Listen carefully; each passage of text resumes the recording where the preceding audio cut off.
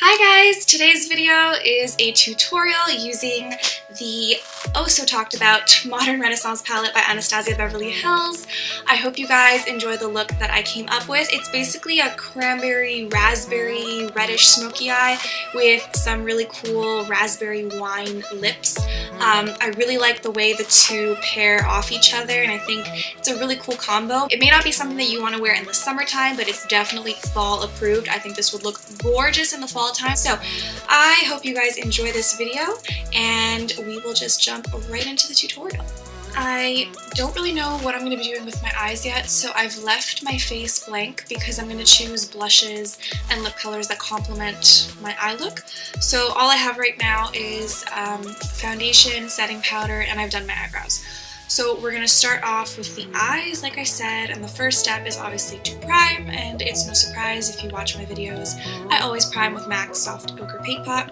As you can see, I am almost out of it, so I'm going to take it with my ring finger because that is the finger that has the least amount of pressure. So it's really good for your eye area. And I'm just applying that from lash line to brow bone. Once you're done priming your eyes, you are going to take an eyeshadow color that is similar to your skin tone, and you are going to set the entire area that you prime, so from lash line to brow bone. And what this is going to do is it's going to help blend out any color that you're putting on top of it. We're going to take any eyeshadow that suits your skin tone the best, or matches your skin tone the best. The one I'm using is from the Kat Von D Shade Light Eye Palette, and it's this one right here, and you can see I've hit pan on it because it's the one I use to set my eye primer a lot of the times. So I'm just going to take that with a fluffy brush and just pack it, well not pack it, just sweep it everywhere that you primed. So now we are going to start using the Anastasia Beverly Hills Modern Renaissance palette, which is the star of today's tutorial. I am so excited to be doing a look on it. I'm really loving this palette so far, and it has some really cool colors. If you have not seen the palette yet, this is what it looks like. This is it in all its glory. It's beautiful, and I really love it. Instead of using my usual transition shade, which is Beaches and Cream by Geek, I am going to go in with a transition shade from this palette because I'm going to try and stick solely to the eyeshadows in this palette today for this look. So we're going to go in with Burnt Orange. So it's this color right here, Burnt Orange. Using any fluffy brush will do. Mine just happens to be the Morphe E27. I don't know if this is still available because this is part of their old Elite collection. I'm going to take it into, oh yeah, that's a pretty intense transition color. I think I messed up here. Make sure you always blend, especially your transition color. If there is one color that you want to be sure is seamlessly blended, it is that transition color, because that is what is going to fade all the rest of the crease shades into the brow bone. Also, when you're blending, you want to try and hold the brush at the tip because it applies the least amount of pressure. The idea isn't to lay color down and pack it on, it's to diffuse it. We're going to go in with Raw Sienna, which is right next to Burnt Orange. It's this color right here. And we're going to take that with a Sigma Tapered Blending E35 brush. Mine is dirty, do not judge. I didn't have time to wash it yesterday. So we're just going to go into the crease of the eye with Raw Sienna. So under Burnt Orange, kind of in like right over here. And you're going to try and blend Raw Sienna into Burnt Orange. I'm taking the Firm Blender E44 by Sigma. Just a more precise brush will do. That's a tiny bit less fluffy than the previous brush you used. We're just going to go in with this smaller crease brush, and we're going to go into Red Ochre, which is the red color. So we're just going to add that into the crease. You're putting that really precisely in the deepest part of your crease. Really focus on getting it right at where your crease is, in the crease of the eye, and start to slowly build that up.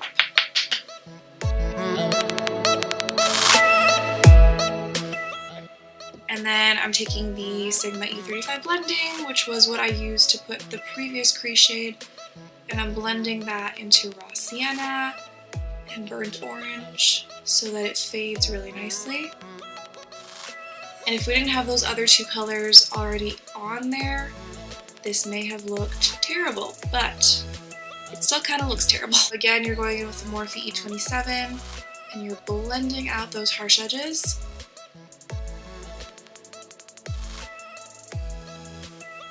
You guys don't see it, but there's a lot of footage of just me blending. That's all my tutorials are. I have to edit out a lot of me just not talking and I'm just blending. You're going to go in with one of the raspberry shades. We have two options. We have Venetian Red, which is this one right here, and then we have Love Letter. This one's a tad bit more pink and this one's a tad bit more red. You could go with either one. I'm just going to go in with Venetian Red, and I'm taking that on a Sigma shading or eye shading E55 brush. You could take any brush that you like to pack on lid colors with, anyone will do. This one's just the one that I like for matte lid colors.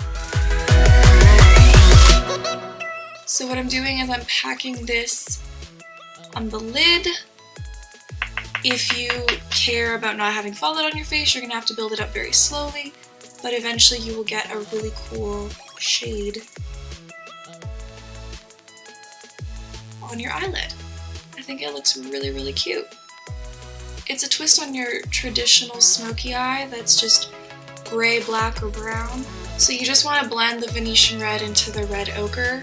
So I'm taking the Sigma E35 again, and I'm just blending the line between those two. Right now it looks like I have pink eye on both eyes.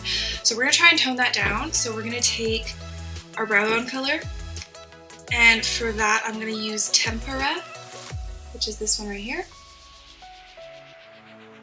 So you're kind of taking it with like a fluffier brush because it acts as a good eraser if you have blended too out toward your brow. It really does well. Any brow bone color usually cleans that up really nicely. And then you could just take your blending brush and blend out the line that creates, and your crease colors are still there, they're still vibrant, but they're not as sloppy. So you can do that first, and then go in with a little bit more of a precise brush. Pick up that crease, pick up that brow bone color and really stamp it into that arch of the brow. And clean up the look, but also highlight the brow bone. That's just what I like to do to make sure that it's not too sloppy. So like here you can see it's way out, way too much. When I was blending, I was going way too out towards the outer part of the eye. Here it's a little more contained. Any smudger brush that you own, mine just happens to be the Zoe the 226 smudger brush. It's really good for packing color precisely under that lower lash line. So I'm going to go in to red ochre. So you're just going to drag that probably up until your inner corner. You don't want to go all the way in, you want to stop at your inner corner. So now I'm taking a pencil brush and I'm going to smudge burnt orange, which was the transition color we used. I'm going to smudge this right in the lower lash line under red ochre. So blending out this red ochre shade is the best way to get it from being a really harsh line underneath that lash line to it being just a diffused, smoked out lower lash line. Okay, so now you can just go ahead and do liner and mascara. You can choose to either do smudgy smoked out liner or do winged eyeliner. I'm personally going to do winged liquid liner. You can go ahead and put mascara and false lashes if you choose, and I will be right back with you to do the rest of the face. Okay, so now I almost forgot the waterline and the inner corner highlight. For the waterline, I'm going to use my Studio Chromographic pencil by MAC. It's basically a concealer pencil. It's in the shade NC15 NW20. This is probably the best product I have found to use in my waterline. If you want a good nude eyeliner for your waterline, this is definitely the one to pick out because it is a concealer pencil, so it is made to last longer. so it really does last all day on the waterline. So I'm just applying that to my waterline. Oh my god, see, I try not to tug on my eye, but it's impossible. I'll just deal with the saggy eyelids at this point. It's either that or poke my eye out. Today I want to use Becca's Shimmering Skin Perfector in Opal. Let me hide the mirror. It's this highlight right here. It's really pretty. So I'm taking this into my inner corner because what I like to do is I like to highlight my inner corner with the same product I'm highlighting my cheekbones with. So I'm taking that on a little pencil brush and I'm just adding that into my inner corner of my eye. And it has a little bit of a brightening effect. I tend to always go overboard with the inner corner highlight, like right now. Yep, I kind of overdid it. I'm going to take my Benefit Cheekathon palette, which I have hauled recently. I don't think it's still available. These are all permanent products, so if you happen to own Hoola Bronzer by Benefit, that is what I'm using today. So you can just go ahead and bronze or contour with that, whichever one you prefer. So I'm going to take it with my Real Techniques contour brush. It's an oldie but a goodie, and it's pretty cheap, so I would suggest it. And I'm just contouring my cheeks. Or contouring my cheekbones. Contouring my face.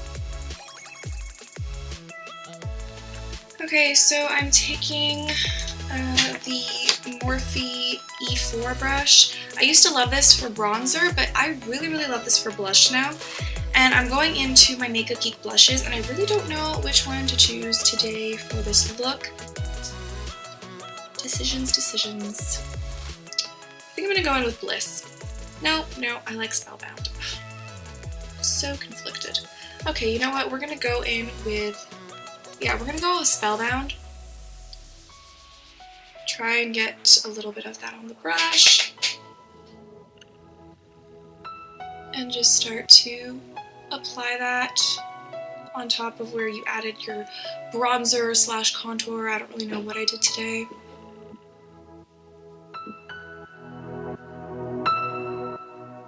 I'm not the type of person to put blush just on the apple of my cheeks because I have quite a round face, so that tends to make it rounder. So what I do is I just drag it back and I just basically put it over where I put my bronzer or contour that day. I will have my full thoughts and review on these Makeup Geek blushes up soon if you are interested in finding out what I do think of them, but I do really like them so far. Finally, for the face, we're going to go into Opal again, but this time we're going to use it for a face highlight. Opal by Becca, like I said, the Shimmering Skin Perfector, and I'm taking the 105 Luxe Highlight Brush by Zoeva, and I'm using that to highlight my cheekbones. And I'm being quite generous with this because I want it to show up on camera, and I'm filming another video after this. So I really pack it on for videos. Okay, so all that we have left now is the lips. I'm going to use the color Bacca by Stila. They're Stay All Day Liquid lipsticks because I feel like this color will go so beautifully with this smoky eye we have going on. Okay, doesn't it sound so weird that this applicator is tickling my lips? It's tickling them. Okay, so this is the lips finish, this is the entire look finish, this is the finished look. I hope you guys enjoyed it. I do like the way the eyes and the lips look together, and I hope you guys can see that on camera as well. My thoughts in a quick little summary are basically that I think that these eyeshadows are extremely pigmented, very good quality. However, because they're so pigmented, they are very soft, so you get a lot of kick up when you put your brush into the pan, and you also get a lot of product on your brush that you have to tap off. Because if you put that all on your eye, it's going to turn into this big mess all over your face, and it's just going to go everywhere. So I would proceed with caution when using these because they're so pigmented.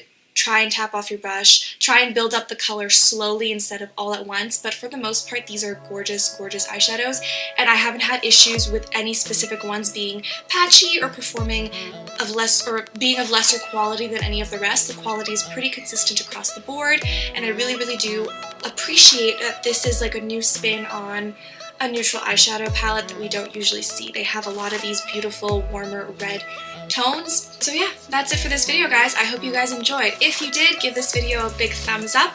And if you liked this video, my channel, me, anything, please don't forget to subscribe. It really means a lot to me, and it really does me a great, huge favor. So it's free, and you get notified whenever I post a new video, so that's always fun and cool. All of my links to all my social media are down below. I have Twitter, Instagram, and Snapchat, and also there's actual links now. I realized that in every single video of mine in the past, I was saying all my links to all my social media are in the description box below, but it was never a link, it was just my username.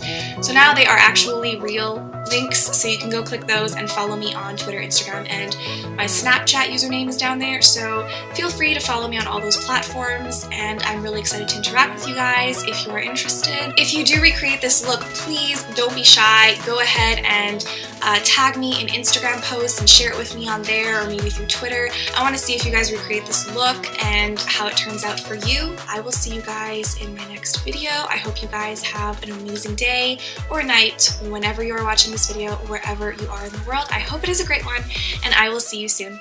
Bye, guys!